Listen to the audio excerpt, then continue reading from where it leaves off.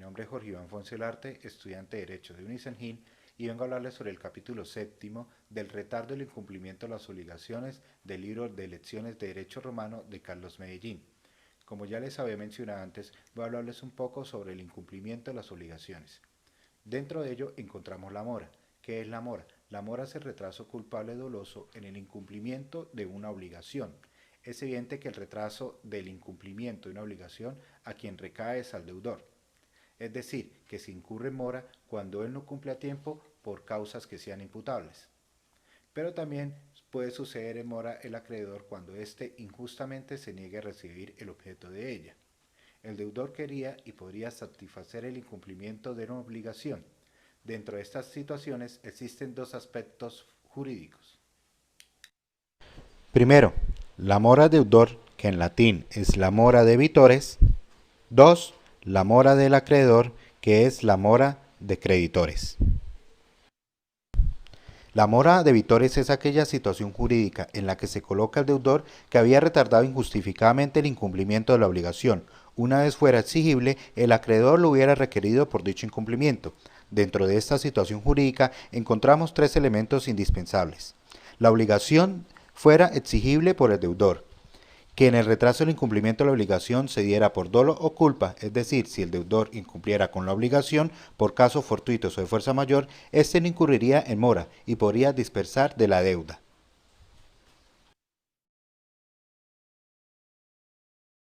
Tercero sería que hubiera interpediato. En los dos casos anteriores no era necesario el interpediato del acreedor al deudor para que éste se produjera la mora.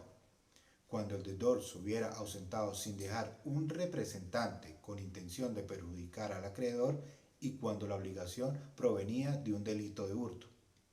En estos casos, la mala fe manifestada por el deudor lo pone en una situación cuya virtud se le consideraba en mora, sin necesidad de requerimiento previo del acreedor.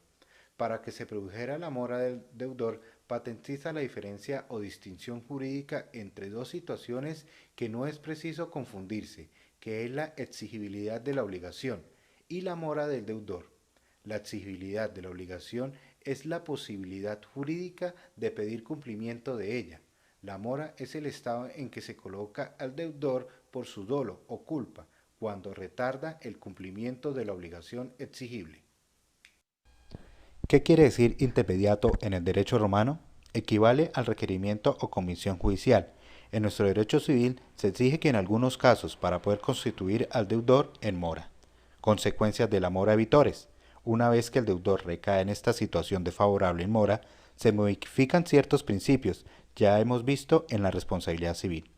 En el caso que fuese imposible el cumplimiento de las obligaciones, ya sea en casos fortuitos o de fuerza mayor, este principio general en el estado de mora por parte del deudor quedaba libre de toda deuda. Este principio tuvo una limitación o condición. Era que si se probaba la causa de incumplimiento de las obligaciones, digamos que ya sea por dinero, las consecuencias eran muy distintas y no podría hablarse de casos fortuitos ni de fuerza mayor.